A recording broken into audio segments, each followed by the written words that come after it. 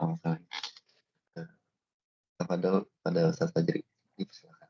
Ya, bismillahirrahmanirrahim. Assalamualaikum warahmatullahi wabarakatuh. Waalaikumsalam warahmatullahi wabarakatuh. Wa ala alihi wa ashabihi wa man ittaba'ahum bi ihsan. Ini adalah pertemuan terakhir ya, kita membahas surat Al-Kahfi. Dan mudah-mudahan Allah Subhanahu wa taala limpahkan berkah dan taufik buat kita. Surat Al-Kahfi 110 ayat. Dan tadi kita tahu bahwasanya surat Al-Kahfi menceritakan berapa kisah? 4. Enggak, 5. Jangan lupa, ada berapa kisah? 5. Apa aja kisah tersebut? Mempertahankan tauhid. Kisah enggak kisahnya Pemimpin. dulu. Ada berapa kisahnya? Nama top kisahnya aja, kisah apa? Kisah siapa? Pertama, Muda Sabul Kahfi. terus dua. Nabi Khidir. Dan Khidir. Tadi dulu jangan langsung situ. Ada dulu sebelumnya. Dua pemilik pohon kurma. Oh iya.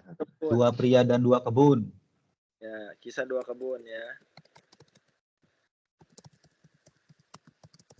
Pemilik 2 kebun. Terus kisah siapa lagi? Nabi Musa dan Musa. Khidir. Belum itu ada. Oh, Kisah- kisah iblis dulu. Ya, Nabi Adam dan siapa? Abel. Oh, Baru tadi kisah Nabi Musa dan Khidir. Nabi Khidir. Yang kelima baru kisah. Dzulqarnain. Dan sudah saya sebut ya bahwasanya ini menggambarkan karena surat Al-Kahfi kata Nabi siapa yang baca maka dijaga dari fitnah Dajjal. Nah, penjagaan itu dari 2 sisi. Dari sisi khasiat dia memang itu siapa yang baca dijaga sama Allah dari Dajjal khasiatnya. Dan dari sisi tadaburnya, dari sisi bacaan dan dari sisi pemahaman. Karena surat Al-Kahfi bicara tentang 5 fitnah, 5 godaan. Dajjal adalah godaan terbesar kata Nabi. Tidak ada fitnah lebih takut daripada fitnah Dajjal. Ini fitnah Dajjal itu dahsyat ya. Ya. Kalau sekarang aja ada orang yang bisa ngandaliin orang lain ya supaya nurut sama dia. Kalau kamu macam-macam bahaya. Nah, gitu. Ada nggak orang kayak gitu zaman sekarang? Kamu macam-macam sama saya. Coba-coba lawan saya. Ditekan sampai akhirnya nurut. Sampai tunduk. Akhirnya jadi pembela. Ada nggak orang kayak gitu? Zaman sekarang aja nggak usah nanti Dajjal. Ada Ustaz. Ada Ustaz. Siapa yang bersamanya selamat. Nggak bersamanya masuk penjara. Ada nggak kayak gitu? Ada. Bersamanya duitnya banyak. Ada Ustaz. Kalau bersamanya duitnya banyak. Kalau nggak bersamanya susah, dipersulit, dijegal. Ada nggak kayak gitu? Ada ya. Itu zaman sekarang baru. Kita belum bertemu Dajjal. Gimana Dajjal? Siapa yang kelompok sama Dajjal? Wah udah makmur ya, enak hidupnya, dikasih jabatan, kasih tambahan modal duit, kerjaan gampang, proyek-proyek banyak. Kalau nurut sama Dajjal, wah udah habis. Nah, jadi untuk menguatkan itu nggak cuma khasiat bacaan juga, tapi juga apa? Pemahaman kita, konsepnya. Nah, ternyata 5 fitnah. Fitnah pertama fitnah apa nih? Godaan apa nih? Sabul Kahfi. Penguasa. Penguasa. Godaan penguasa. Kalau pemilik 2 kebun godaan? Harta. Nah, kalau Nabi Adam dan Iblis godaan? Iblis. Godaan setan lah kita bilang ya. Godaan Setan. Iblis. Kan kata Allah, afatattakhiduna wa dzurriyyatahu. Apakah kamu menjadikan iblis dan keturunannya auliya amin duni? Pemimpin selain daripadaku? Nah, berarti setan ya. Terus Nabi Musa dan Khidir godaan apa? Ilmu. Dan terakhir kisah Dzulqarnain godaan Keselamatan. enggak, kekuasaan. Beda, ini penguasa. Jadi dia jadi rakyat, jadi penguasa. Godaan dari penguasa. Kalau ini penguasanya. Power. Ya, kekuasaan. Bisa bedain enggak Sabul Kahfi dengan Dzulqarnain? Bisa. Nah, ya, Subjek dan objek. Ya gitu. Sabul Kahfi itu godaan dari sisi penguasa. Itu nggak main-main juga. Karena Nabi Dzulkarnain dia jadi penguasa, dia tergoda apa enggak? Nah itu ya. Dan dua-duanya nyata, real banget dalam kehidupan, betul ya. Oke. Kebayang nggak ini 5 memang yang jadi paling besar? Kebayang nggak? Sadar ya? Kebayang. Kalau dibilang godaan perempuan di mana? Jawabannya di nomor 3 lah. Tapi sebenarnya godaan perempuan itu kalau nggak ada setan bisa jadi lebih apa? Nggak kurang juga. Jadi faktornya faktor setan sebetulnya. Faktor setan. Makanya dalam hadis Nabi SAW katakan, innal mar'ata idza kharajat zayyana laha syaitan. Perempuan kalau keluar setan akan hiasi. Maka teman-teman, ini laki-laki semua ya. Itu mesti sadar, kenapa? Kok kayak perempuan di jalan lebih cakep ya daripada ibu kita, daripada siapa, kak adik. Kenapa begitu? Mungkin nanti kalau teman-teman punya istri bisa jadi akan ada saatnya setan membisikkan itu. Orang lain lebih cakep daripada istri. Kenapa begitu? Kalau keluar dandan sih mereka. Enggak satu itu. 2, Dihiasi setan. ya karena faktor setan membuat gambar. Makanya kadang kalau kasus-kasus selingkuh itu yang diselingkuhin wanita ini orang ketiganya lebih cantik apa lebih jelek istrinya? Teman-teman suka merhatiin nggak? Lebih cantik. Lebih jelek. Lebih jelek, bisa membantu. Nyatanya banyak yang lebih jelek loh. Banyak, saya nggak bilang selalu, tapi banyak yang lebih jelek daripada istrinya. Kenapa itu terjadi? Jawabannya itu. Oke, kita mungkin nggak terlalu bahas itu. Intinya Nabi Musa dan Nabi Khidir godaan ilmu, dan hari ini kisah Dzulqarnain sekaligus menutup nanti godaan kekuasaan. Ini 5 kisah dalam surah Al-Kahf. Kisah Dzulqarnain itu salah satu dari 3 pertanyaannya orang Yahudi kepada Nabi Muhammad SAW. Ini masih ingat awal surat Al-Kahfi kita bahas, bahwasanya surah Al-Kahfi ini sebenarnya turun setelah orang-orang Quraisy itu main-main ke Madinah dan minta Ustaz, jangan sama screen-nya mati Ustaz. screen-nya mati. Iya. Sebentar. Tadi ada tadi. Ada. Tadi ada. Ini enggak aktif. Bisa gitu ya. Sekarang Masih belum.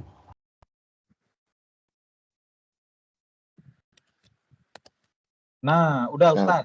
Nah, siap. ya, udah kelihatan lagi. Sudah kelihatan lagi. Ya. Jadi saya mau bilang apa tadi? Ya, Nabi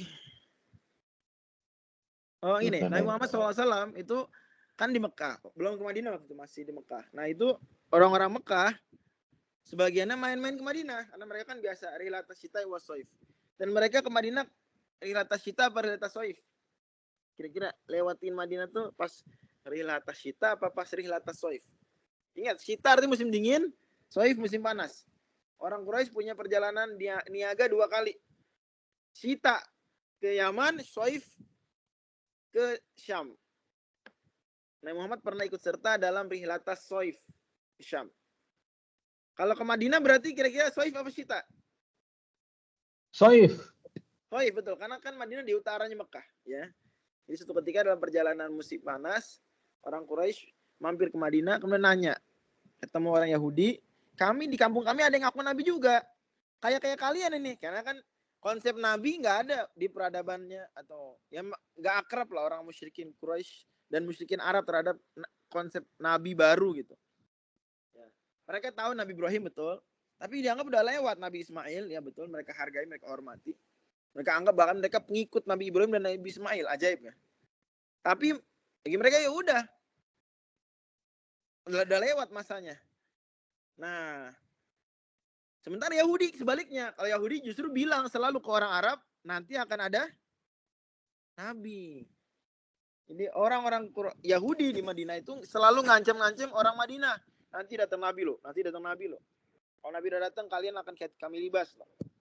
Dan itu yang mendorong orang-orang Madinah cepat beriman dengan Nabi Muhammad. Kenapa? Kenapa? Sebar. Karena mereka udah sering banget didoktrin sama Yahudi di Madinah, nanti akan datang Nabi. Gitu. Kalau orang Mekah nggak di teror begitu, maka biasa aja. Tapi orang Mekah tahu nih Yahudi bilang akan ada nabi. Maka datanglah mereka ke Yahudi. Kemudian bilang, ini ada yang ngaku nabi tempat kami. Kata Yahudi, tes. Nah, Yahudi minta ditanyakan 3 pertanyaan. Pertanyaan pertama apa? Coba ceritakan tentang 10 pemuda Kahfi. Nggak pakai angka 10. Langsung aja pemuda Kahfi gitu ya. Kita kan pemuda Kahfi. Yang kedua, Ceritakan tentang Zulkarnain. Zulkarnain. Yang ketiga, Ceritakan tentang Ruh. tentang Ruh. 3 nih, ingetin ya teman-teman. Ruh ada di surat Al-Isra. Jadi Al-Isra dan Al-Kahfi itu surat yang berangkai. Turunnya juga berangkai. Dan sebab turunnya juga satu cerita tadi. Nabi Muhammad ditanya. Tapi kata Yahudi pesannya apa? Kalau nggak bisa jawab semua, maka dia nabi bohong-bohong. Tapi kalau bisa jawab semua, maka juga berarti apa? Bohongan. Nabi-nabian. Ajaib ya soalnya. Kalau nggak bisa jawab semua, nabi palsu. Bisa jawab semua, nabi palsu juga. Datanglah ke Nabi Muhammad. Ditanyakanlah 3-tiganya. Kata Nabi Muhammad, saya nggak tahu sekarang jawabannya. Besok deh. Bilang insya Allah nggak? Enggak. Nggak bilang. Makanya tadi ada ayat kan. Wala taqulanna li syai'in inni fa'ilun dzalika ghadan illa an yasha'allah. Dan udah kita bahas soal itu. Justru itu menguatkan. Menguatkan apa melemahkan Nabi Muhammad? Kisah Nabi Muhammad bilang, besok nih saya jawab. Nggak pakai insya Allah. Ternyata besok nggak bisa jawab juga. Terus baru bisa jawab beberapa hari setelahnya lagi. Itu menguatkan apa melemahkan Nabi Muhammad? Menguatkan. Kok bisa menguatkan? Karena ada waktu. Kalau bisa jawab langsung juga mencurigakan. Nah, karena kalau Nabi Muhammad takut malu, ya nggak? Ngarang-ngarang nih, takut malu. Nabi palsu, buat apa nunggu besok? Dan buat apa pas besok nggak jadi? Ya nggak? Hanya diledekin.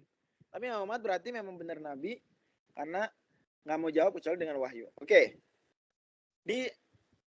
Dan yang dijawab cuma 2, yaitu Ashabul Kahfi dan kisah Zulkarnain. Ruh dijawab nggak sama Nabi Muhammad? Ya ini jawabannya cuma jawaban wallahu alam gitu lah. Kan surat Al-Isra gimana? Wa yas'aluna ka'ani ruh qulir ruhu min amri rabbi wa ma utitu min ilmi illa qalila. Roh termasuk urusan Tuhanku, kalian tidak diberi ilmu kecuali sedikit. Nah, itu doang jawabannya. Jadi kisah Zulkarnain itu salah satu bukti kenabian Nabi Muhammad SAW. Padahal beliau nggak pernah dengar cerita Zulkarnain dari orang Yahudi atau dari siapapun. Orang Arab pun nggak tahu cerita Zulkarnain. Nggak tahu. Ya. Tapi orang Yahudi tahu. Maka ketika Nabi Muhammad jawab, saya tanya, kira-kira orang musyrikin Quraisy bakal konfirmasi lagi nggak ke orang Yahudinya? Bener nggak jawabannya? Langsung konfirmasi lah. Dan nggak ada ceritanya Nabi Muhammad dibilang, kamu ngaca ceritanya, nggak gitu. Berarti ini pengakuan bahwasanya memang cerita yang dibawakan Nabi Muhammad benar. Oke. Zulkarnain, teman-teman lihat aja di ayatnya, ayat 83 dan seterusnya, itu diceritakan oleh Allah pertama-tama ke sisi barat. Ya, ke sisi barat. Kan gitu. Ngapain ke sisi barat? Coba dilihat ayat 83. Kita semua sama-sama perhatiin ayatnya ya. Di ayat 83. Wa yas'alunaka an Dzulqarnain, mereka bertanya tentang Dzulqarnain. Qul sa'atlu 'alaikum minhu dzikra, aku akan bacakan. Inna makanna lahu fil ard, kami beri kuasa dia pada di dunia, wa atainahu min kulli syai'in sabab. Fasbasawa hatta idza balagha maghribasy syams. Ayat 86. Mencapai sisi barat tempat tenggelam matahari. Perlu diketahui dulu, ini banyak teori tentang Dzulqarnain siapa, tapi yang paling kuat dan hampir-hampir itu jadi pendapat banyak sekali sejarawan, ini bisa dibilang mayoritas sejarawan Islam dan non-Islam meyakini Dzulqarnain itu siapa? Cyrus the Great. Nih. Siapa yang pernah dengar nama Cyrus sebelumnya? Sebelum pengajian kita ini? Pernah, Ustaz. Pernah? Apa yang Anda ketahui tentang Cyrus? Kapan dengar Cyrus? Ada nggak di pelajaran sekolah? Ada ya? Ada di pelajaran sekolah kita, itu ada disinggung tentang Cyrus, kerajaan Persia kuno. Nah, jadi wallahu alam itu yang paling kuat adalah Cyrus the Great. Nah, bahkan itu kesepakatan sejarawan Yahudi. Ya nih ya, sejarawan Yahudi aja bilang Zulkarnain itu siapa? Cyrus. Gitu. Saya nggak bilang Yahudi pasti benar dalam hal ini, cuma istilah itu menguatkan. Sebentar, ada yang bertanya tadi kayaknya. Enggak, Bang. Cuma share. Sirius the Great. Oh ya, sip. Nah, Sirius the Great itu ke tempat terbenam matahari ngapain? Nah, ini saya udah neliti lama, saya udah bilang ya. Soal ini saya neliti lama. Dan simpulan akhirnya wallahualam, setidaknya yang sampai saat ini saya yakini adalah beliau ke timur itu perang melawan bangsa Lydia di sini nih. Di Laut Hitam. Ini namanya lautnya laut apa nih, Laut Hitam? Atau namanya Laut Aega. Makanya Allah bilang, tempat terbenam matahari. Maksudnya gimana tempat terbenam matahari? Yani matahari terbenam di sisi barat. Di sisi barat. Dan kita kalau di laut, ngelihat matahari pas terbenam, mataharinya ngapain? Seolah-olah dalam pandangan kita. Masuk ke laut. Masuk ke dalam laut. Nah gitu. Makanya lihat ayat 86. Ketika sampai ke tempat terbenamnya matahari, wajadah taghrubu fi ainin hamiyah. Yang melihat matahari terbenam di dalam laut yang berlumpur hitam. Laut apa nih? Kemungkinan besar laut apa tadi saya bilang? Laut Hitam. Nih laut hitam nih. Timur nih, bangsa Lydia. Lydia sekarang di Turki, daerah situ. Dulu nama bangsa Lydia, perang di situ. Nah, kita lihat pas perang gimana? Dan ini terkenal dalam sejarah sebagai The Conquest of Cyrus the Great. Ya, penaklukan Cyrus the Great. Ada. Beliau menguasai dari Eropa sampai ke Asia. Ya, sangat luas. Kulna ya Dzulqarnain. Maka Dzulqarnain bukan nabi, by the way ya. Dzulqarnain dikatakan oleh Allah. Nah, gimana cara Allah berkomunikasi dengan Dzulqarnain kalau bukan nabi? Jawabannya melalui penasihat beliau yang merupakan nabi. Penasihat beliau yang merupakan nabi. Dan ini siapa nabinya itu ada diskusi ya. Sebagian bilang penasihatnya Nabi Khidir. Sebagian lagi bilang enggak, nabi lain. Tapi lepas dari itu intinya Dzulqarnain raja biasa, tapi penasihat beliau adalah nabi. Oke? Apa kata Allah? Iman tu'adzibu iman tattakhidha fi musna. Kamu silakan mengazab, boleh juga kamu memberikan kebaikan. Maksudnya tidak menyiksa. Boleh kamu nyiksa tawanan kamu, boleh kamu enggak siksa. Dan ini beneran cerita Herodotus kisahkan bahwa Cyrus the Great ketika menaklukkan Lydia itu nangkep banyak orang, petinggi-petinggi Lydia. Kemudian sebagiannya disiksa, dihukum, sebagiannya dibebaskan. Persis seperti gambaran Quran. Masya Allah. Oke, itu terjadi kira-kira tahun 547 sebelum Masehi. 540 sebelum Masehi. Saya mau pause dulu di sini. Soalan tahun sebetulnya dalam Al-Quran nggak begitu penting. Soalan tahun ya, nggak begitu penting. Seringnya. Makanya nggak disebut. Kaidahnya dalam cerita-cerita Quran, kalau itu penting banget Allah sebut. Kalau enggak berarti sebetulnya nggak begitu penting. Bukan artinya nggak ada relevansi sama sekali, tapi maksudnya bukan itu tujuan utamanya. Karena yang penting dari cerita kita adalah yang penting ibrohnya kan ya, pelajaran bahwa ternyata Dzulqarnain bisa menahan ego. Udah menawan orang-orang jahat Lydia, kemudian ternyata sebagian yang baik dibebaskan, sebagian yang jahat dihukum. Dan ini sebuah pelajaran lah buat bos, buat penguasa, buat siapa kayak begitu. Tapi pada akhirnya tahun juga ada pentingnya, maka sebagian sejarah Islam juga sebutkan kira-kira tahun berapa. Buat apa? Buat bahwasanya cerita-cerita Quran tuh real. Nah, sebagian orang tuh nganggap cerita Quran tuh dongeng. Nah, itu kalau dalam titik itu dia kufur, dia keluar dari Islam. Ada lagi yang bilang dia percaya, cuma dia nggak begitu ngebayangin dekatnya kita dengan cerita-cerita Quran. Ini cerita Quran kayak dianggap ya udah lama awal gitu. Udah kayak jutaan tahun lalu gitu, kayak nggak ada hubungannya sama sejarah dunia sekarang. Nggak terlalu jauh. Cerita Dzulqarnain itu 540 sebelum Masehi. Berarti berapa tahun lalu kira-kira? Kira-kira berapa tahun lalu? Kira-kira aja, kasarnya ya. 2.500. Kira-kira 2015 tahun lalu, 2,5 milenium lalu. Lanjut. Kemudian Dzulqarnain habis di tempat terbenam matahari kemana? Timur. Ke timur. Rumah asbab hatta idza bala Babylon. asyamsi wajada tatlu, tempat terbitnya matahari. Nah, itu ke Babilonia. Wallahu a'lam. Yang lebih kuat itu maksudnya ke Babilonia di sini. Ini dari laut hitam ke laut Arab atau orang bilang juga laut Persia ke sini. Matli asyams. Kita juga kalau di laut, teman-teman ada yang pernah nggak lihat matahari terbit di laut? Pernah? Pernah. Pernah ya? Oke. Sama begitu juga. Gambaran seolah-olah matahari keluar dari laut, seolah-olah. Ya, jadi kalau sunset, seolah matahari terbenam, tenggelam di laut. Kalau sunrise, terbit di laut.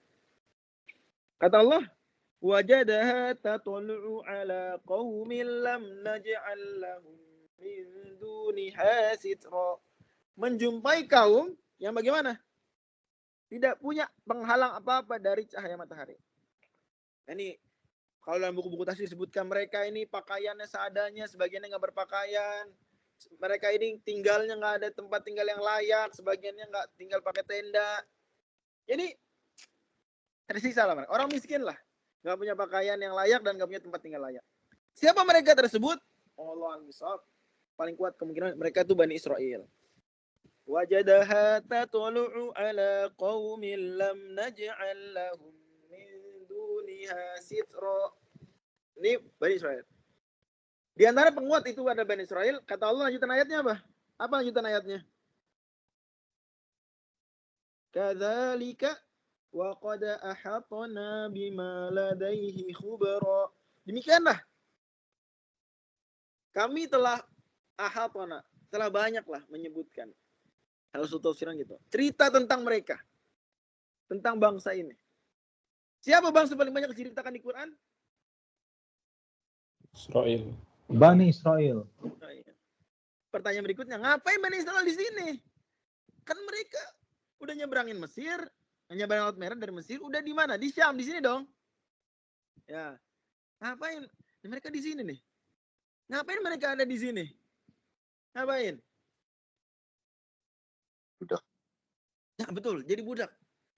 Kita tahu ceritanya waktu itu di tahun 957 Nabi Sulaiman membangun Baitul Maqdis di sini. Semoga Allah bebaskan Palestina. Amin ya Allah. Bantu saudara-saudara kita. Tahun berapa? 957 sebelum Masehi.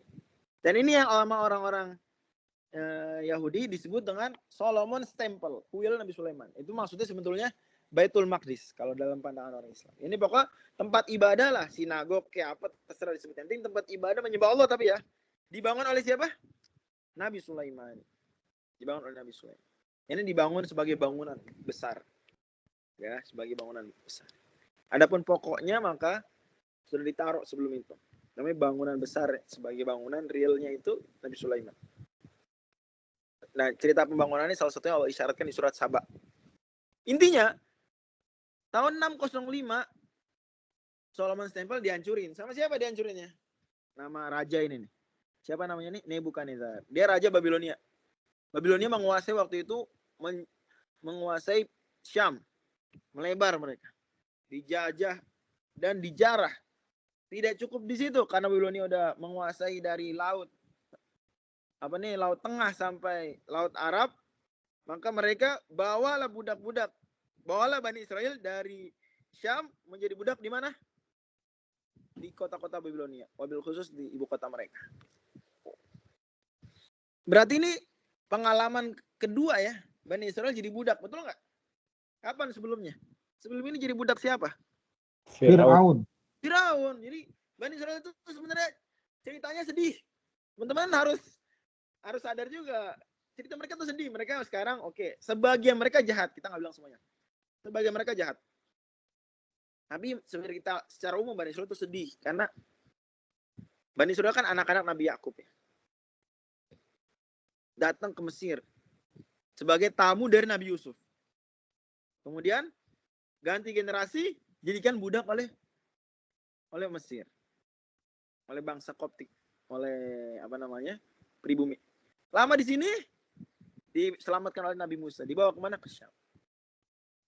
Di sini nggak lama dijajah lagi oleh Babilonia, dibawa ke sini. Ini Nebukadnezar ngomong-ngomong orang Yahudi benci banget sama Nebukadnezar sampai sekarang. Sebagaimana mereka hormat banget sama Sirus, mereka benci banget sama Nebukadnezar. Penjajahan yang kedua. Nanti ada lagi Hitler ya, jahat lebih. Itu jahat juga tuh Bani Israel. Oke. Jadi Zulkarnain perang lawan Babilonia tahun 539. Ya berarti Bani Israel udah di sini nih, karena tahun 605 udah dibawa. Dan kira-kira memang jaraknya 111 tahun. Jarak antar demikian. Imam Al-Bairuni itu dan Al-Mas'udi menukilkan bahwa orang-orang Yahudi bilang jarak antara kami dijajah dan kami pulang kampung lagi itu 111 tahun. Angka cantik. Nanti hitung ya, nanti bantu saya ngitung. Oke. Cyrus the Great atau Zulkarnain itu baik setelah menaklukkan Babilonia, jadilah Persia menguasai Lydia dan Babilonia. Bani Israel diapain sama Zulkarnain? Diapain? Dibebaskan. Dibebaskan. Dikembaliin kemana? Palestina. Ke Palestina, ke Syam. Itulah muncul ungkapan return to Zion. Apa? Return to Zion. Dicari cara ungkapan kembali ke Bukit Sion. Return to Zion. Nanti ini slogan ini diungkapkan lagi oleh Theodor Herzl. Dia menyalahgunakan sejarah ya. Theodor Herzl kan orang sekuler sebetulnya. Dia memanfaatkan agama Yahudi untuk kepentingan tertentu, kepentingan politik. Ya. Dia manfaatkan, dia gunakanlah simbol-simbol Yahudi, istilah-istilah Yahudi untuk mendukung bahwa ini benar nih penjajahan kita terhadap Palestina. Jadi hati-hati juga ya, dia bungkus tuh dengan bungkusan religius. Salah satu yang dibungkus dengan bungkusan religius aja ungkapan return to Zion yang awalnya diungkapkan yaitu kembalinya Bani Israel dari Babilonia kemana? Ke Palestina lagi, ke Syam. Ya. Tapi dipakai oleh Theodor Herzl tahun 1900-an tuh untuk yuk kita Yahudi sedunia ngumpul lagi kemana? Ke Palestina. Itu return to Zion, kembali. Dan gerakan disebut gerakan apa? Zionisme itu dari situ. Bukit Sion. Bukit Sion itu salah satu bukit yang terhormat. Zion. Return to Zion, kembali ke Bukit Sion. Oke, kita ngitung tadi katanya 111 tahun. Bener nggak? Dari 605 sampai 516. Yes. Kira-kira gitu benar, kira-kira. Oke. Nah, di antara tahun ini sebelum dikembalikan, Zulkarnain pernah mengajak Bani Israel ikut perang. Yuk, kan udah dikuasain, berarti jadi pasukannya Zulkarnain kan?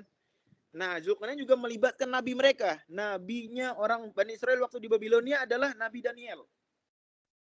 Dan Nabi Daniel nanti itu ditemukan jasadnya oleh Umar bin Khattab. Cerita terkenal bahwa Umar bin Khattab, sebentar. Nah, kok bisa Umar bin Khattab menemukan jasad Nabi Daniel? Kan Umar bin Khattab dari Madinah, di sini Madinah. Nabi Daniel kan nabinya Bani Israel waktu di Babilonia, di Irak berarti. Kok bisa ketemu jasadnya beliau? Waktu Umar ke Palestina kan? Enggak. Waktu Umar bukan Umar secara fisik ya. Waktu pasukannya Umar menaklukkan Irak, menaklukkan Persia. Ingat ya? Jadi Umar tuh zamannya menaklukkan Persia dan menaklukkan juga Syam. Nabi Daniel enggak ke Syam, Nabi Daniel meninggal di Babilonia. Fisiknya ada di sini. Nah, kaum muslimin melaporkan, wahai Umar, kita sudah menaklukkan Persia nih, sudah menaklukkan ibu kotanya bahkan, Madain. Ya. Istana Putih yang kisah azannya Sa'ad bin Waqqas dan seterusnya. Nemukannya ada jasad orang, masih bagus jasadnya. Dilaporkan ke Umar. Umar nggak datang langsung. Umar datang langsung ke Palestina tapi nggak ke Persia, nggak ke Irak. Tapi dilaporkan kata Umar jangan dibawa ke Madinah. Tadinya mau dibawa ke Madinah, nggak usah. Segera umpetin kubur supaya nggak diapa-apain fisiknya. Ya, oke. Itu salah satu Masya Allah ya, itulah bukti-bukti lagi Allah, kekuasaan Allah begitu. Oke, jadi Nabi Daniel membantu Zulkarnain perang ke tengah. Nah, kata Allah gimana? Tsumma atba'a sababa hatta idza balagha baina saddaini. Ayat 93. Ketika sudah tiba di tempat antara dua bendungan. Nah, ini di sini nih daerah sini kira-kira. Kira-kira di sini. Punya kekuasaan bangsa namanya Sitian.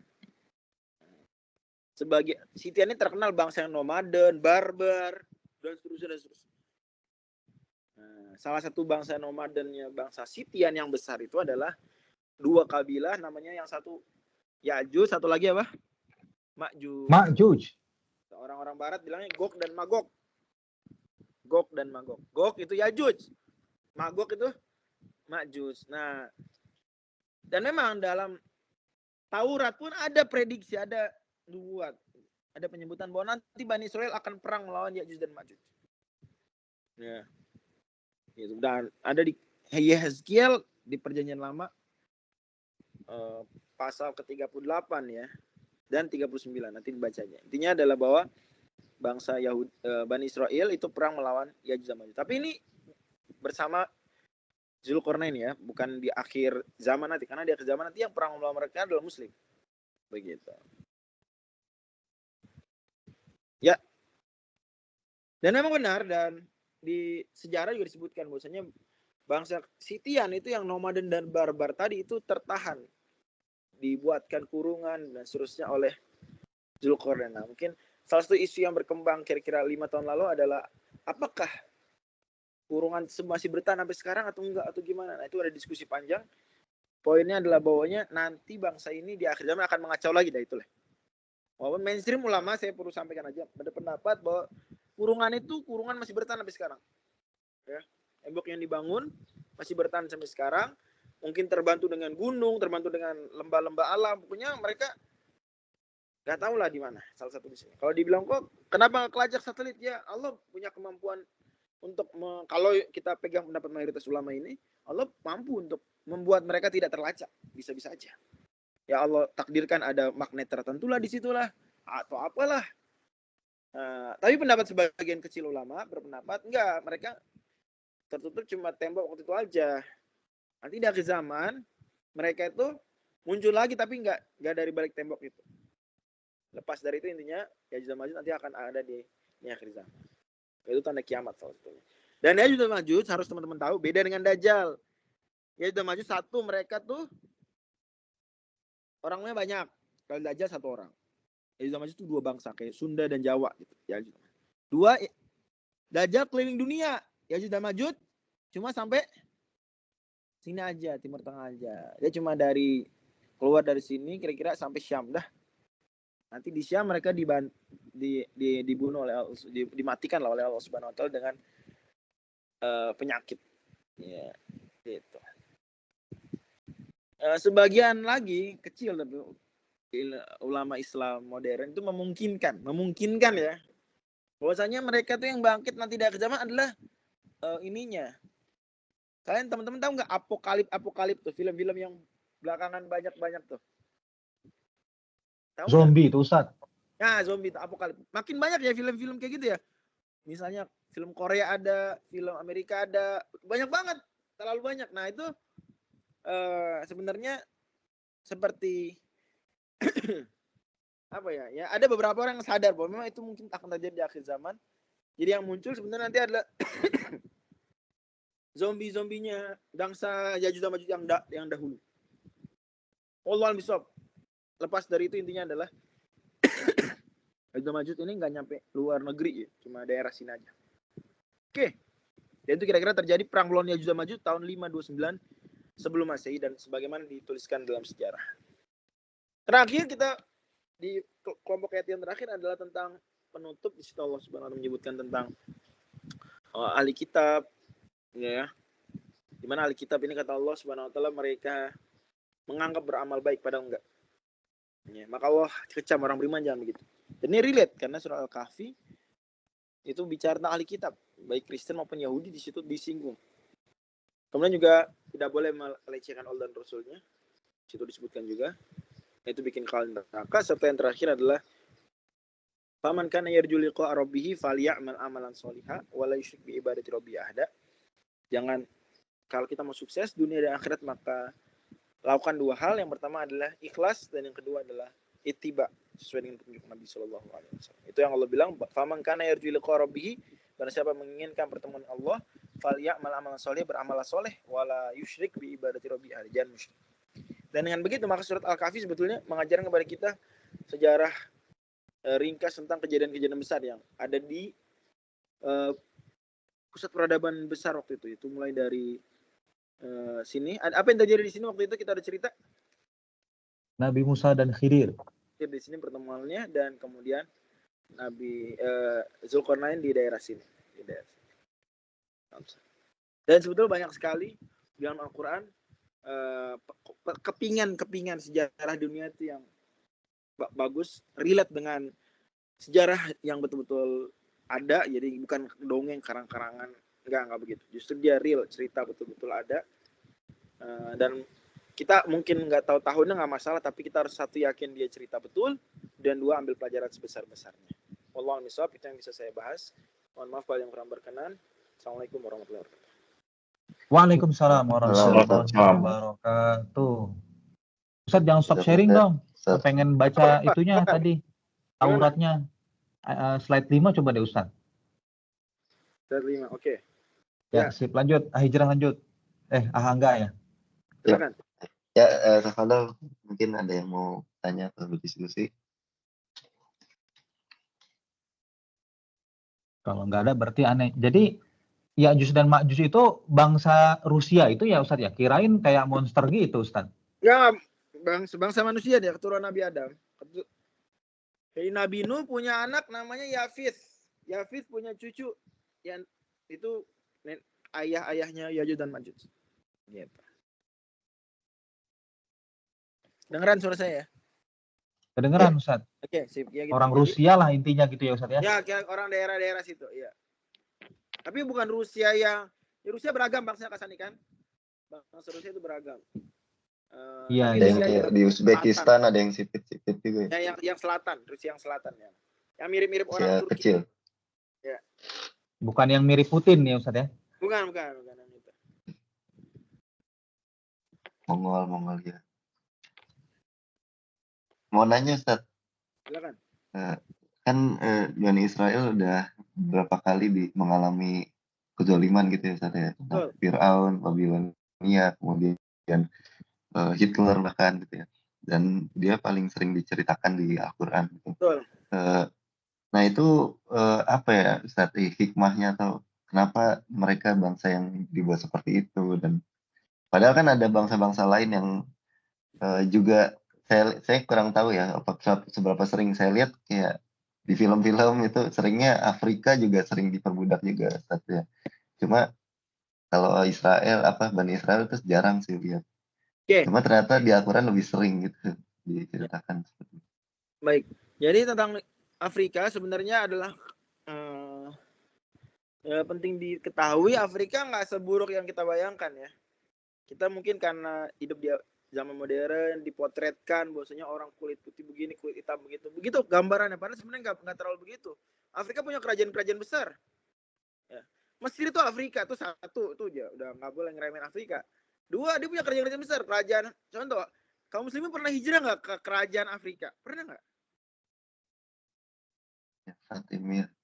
Pernah nggak orang Islam kaum muslimin zaman Nabi itu minta perlindungan sama kerajaan di Afrika? Pernah nggak? Coba, pernah apa enggak? Pernah dengar enggak? Pernah. Namanya Habasyah. Iya. Sekarang Ethiopia. Betul, kerajaan Aksum namanya. Kalau di sejarah yang apa? Dunia sejarah sekarang lah, buku-buku sejarah sekarang itu disebutnya kerajaan Aksum ya. Nah, realnya waktu itu, ya ini ganti-ganti nama kerajaannya. Salah satunya kerajaan Abyssinia, tapi orang Arab nyebutnya Habasyah aja. Tapi sebetulnya nama resminya waktu itu kerajaan Aksum. Nah, itu kerajaan besar.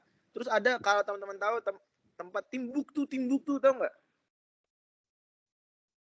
Timbuktu, cari dah. Ada tempat di Mali namanya Timbuktu. Mali. Iya, di Mali tuh. Timbuktu, salah satu tempat populer di Afrika. Kerajaan Islam besar dulu. Jadi sebenarnya orang Afrika tuh sebelum Islam dan setelah Islam banyak kerajaan besar. Ya mereka bukan bangsa yang parah banget gitu enggak. Nah, cuma habis itu datanglah penjajah ngancurin. Jadilah seolah terbelakang. Mirip-mirip Indonesia. Sekarang saya tanya, bangsa Indonesia punya peradaban besar nggak sebelum datang penjajah? Majapahit, Sriwijaya. Kita nggak bisa remehkan. Apalagi setelah datang Islam, itu lebih jaya lagi. Setelah ada kerajaan-kerajaan Islam, semua jaya. Tapi datang penjajah, seolah-olah bangsa Indonesia, bangsa yang apa? Kayak bangsa nggak bisa baca, bangsa itu akibat penjajahan. Bangsa yang bajunya kagak benar, itu akibat penjajahan. Kalau zaman sebelum penjajahan, kamu Indonesia tuh nggak gitu bajunya. Coba Pangeran Diponegoro gimana bajunya? Bersorban, berjubah. Rapi gitu kan. Terus gitu. Jadi kalau kita lihat, kita bayang enggak deh bangsa Indonesia tuh kayaknya terkumuh gitu apa, nggak kenal baju kecuali dikenalkan oleh orang Eropa. Kagak, justru sebaliknya. Atau nggak kenal jilbab kecuali, enggak, justru gara-gara penjajah lah orang Indonesia jadi nggak berjilbab. Gitu. Sebelum penjajahan bangsa Indonesia berjilbab. Itu ada bukti-bukti, ada penelitian soal itu juga. Masih ada suku-suku yang dia mempertahankan jilbab. Gitu. Baru datang penjajah, dibuatlah bangsa Indonesia bodoh, nggak bisa baca, dan seterusnya. Nah, jadi balik lagi ke Bani Israel ya betul. Sebetulnya ceritanya kita hidup zaman sekarang jadi nggak tahu aja. Sebenarnya dia sangat parah. Bahkan di abad 7 aja ada penulis tafsir namanya Imam Al-Baidawi. Itu beliau wafat tahun 685. Beliau menulis tentang Yahudi itu, gambarannya Yahudi di dunia waktu itu. Beliau cerita Yahudi Bani Israel waktu itu terhinakan. Gitu. Gak punya power apapun. Gak punya sama sekali power. Kan Allah bilang di Quran, duribat alaihimuz zillah, diberikan kepada mereka kehinaan. Kemudian beliau isyaratkan, tapi ini ayat Quran akan menyebutkan mereka akan kuat, tapi kami nggak tahu. Jadi Imam Al-Baidawi nggak tahu gimana cerita Yahudi yang hina sekarang nih, gimana bisa kuat? Itu penulis tafsir abad berapa tadi? Abad 7 Hijriah ya. Abad 7 Hijriah berarti kalau Masehinya abad 14 kira-kira, abad 13, abad 14 Masehi. Nggak tahu gimana bisa kuat lagi. Sekarang kita tahu nggak gimana caranya? Tahu. Nah, kita baru kita ini kira-kira 7 abad setelah Imam Baidawi nulis gitu, kita baru iya nih baru sekarang jadi kuat. Gitu. Sebelumnya mah hina, orang nggak punya power sama sekali orang Yahudi. Persis seperti Allah gambarkan. Dan itu hukuman buat mereka. Kata Allah, dzalika bima asaw wa kanu ya'tadun. Karena mereka dulu ngapain? Jahat sampai para nabi, mengganti-ganti Taurat gitu ya. Allah al-misal. Ya, silakan ada lagi. Sebentar, ada pertanyaan nggak di? Anjir. Ya, silakan. Ya, di beberapa, saya juga ngikutin YouTube kan beberapa kali, itu ada bahasan apakah orang Israel yang sekarang adalah memang bangsa Yahudi. Itu apakah memang orang Israel yang sekarang itu adalah bangsa Yahudi atau hanya sebagian saja atau bagaimana, Ustaz? Baik, jadi bangsa Yahudi itu nama lainnya adalah Bani Israel, keturunan Israel. Siapa Israel? Nabi Yakub. Israel itu julukan Nabi Yakub. Jadi Bani Israel anak-anaknya Nabi Yakub. Nah, anak Nabi Yakub laki-lakinya ada berapa? 12. Salah satunya Nabi Yusuf. Nabi Yusuf. Salah satu yang terkenal Nabi Yusuf. Oke. Jadi dan lain-lain, ada Levi, ada Bunyamin, ada Gad, Asher, dan seterusnya. Nah, itu mereka marganya sampai sekarang masih ada. Terus gitu. Bahkan Yahudi itu secara agama sangat eksklusif. Normalnya kalau bukan keturunan Bani Israel nggak boleh jadi pengikut mereka. Dan itu sebenarnya konsisten juga dengan ajaran Nabi Musa, bahwasanya ajaran Nabi Musa dakwanya cuma terbatas Bani Israel. Di sisi itu ada konsistensi. Ya memang ajaran Nabi Musa itu terbatas untuk Bani Israel. Maka Nabi Khidir umat Nabi Musa bukan? Nabi Khidir. Udah kita bahas loh. Nabi Khidir umat Nabi Musa bukan. Maka Nabi Musa belajar Nabi Khidir. Dan Nabi Khidir ditegur, Nabi Khidir bergeming. Kenapa? Karena beda syariat bro. Gitu. Kurang lebih gambaran gitu. Ada kemiripan tapi beda rincian fikihnya. Nah, poin yang mau saya sampaikan adalah Bani Israel hari ini, iya betul. Orang-orang Yahudi sekarang itu mereka semua punya keturunan. Dari 12 anaknya Nabi Yakub tersebut. Malah kalau mau masuk Yahudi itu pada dasarnya normalnya harus dicek jalurnya apa. Nah, sekarang pertanyaan berikutnya. Jalurnya jalur bapak, jalur ibu untuk menentukan keturunan Bani Israel hari ini. Tahu nggak teman-teman? Uniknya jalur ibu. Kenapa gitu? Karena banyak perzinahan di tengah mereka. Itulah yang Allah singgung, isyaratkan ya. Allah kasih kode. Di Quran misalnya, di beberapa ayat. Salah satunya misalnya, ya'rifuna kama ya'rifuna abna'ahum gitu ya. Ya'rifunahu kama ya'rifuna abna'ahum. Mereka mengenal Nabi Muhammad seperti mereka mengenali anak-anak mereka. Bahkan kata para penafsir kemudian ditambahkan bahkan lebih lagi. Kenapa? Karena banyak perzinahan di kalangan Yahudi. Ya, ada kisah juga rajam terhadap orang Yahudi di zaman Nabi, sehingga mereka nggak yakin ini anak mereka bukan. Tapi kalau dari jalur ibu kan pasti, karena kan dari perut ya. Kalau dari ayahnya bener nggak anaknya si ayah nih? Itu mereka nggak yakin, maka jalurnya jalur ibu. Jadi selalu ditanya, ibu kamu orang Yahudi bukan? Ini orang Bani Israel bukan? Ibunya lagi gitu. Wallahu a'lam bishawab. Lalu bisa dilacak, tak cari aja nih, tanya itu anaknya siapa. Tapi jangan kalau ternyata mereka anak Nabi Yusuf, kok jadi jahat ya? Namanya anak Nabi kan bukan Nabi ya. Ya, ada istilahnya di Yahudi itu 12 tribes. Pernah dengar nggak istilah 12 tribes? Belum. Belum ya, nanti cari. Istilah 12 tribes itu 12 suku. Itu turunan daripada 12 anak itu. Turunannya nggak persis itu. Ada perubahan formasi sedikit di satu masa, tapi gambaran kasarnya itu sama. Ya. Nih contoh nih. Ada pembahasan di internet ya. Netanyahu dari suku mana?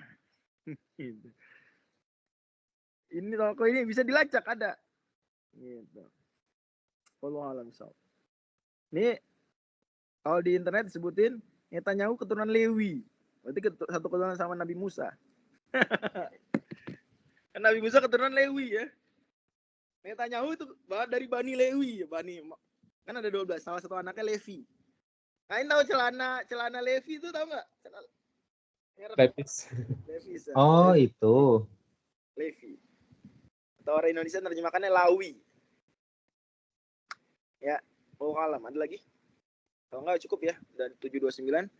Terima kasih banyak. Assalamualaikum warahmatullahi wabarakatuh.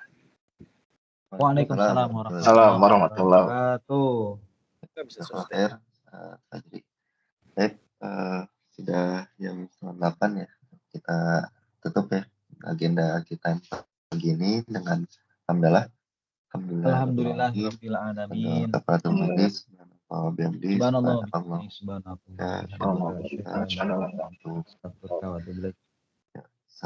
warahmatullahi wabarakatuh. Waalaikumsalam warahmatullahi wabarakatuh.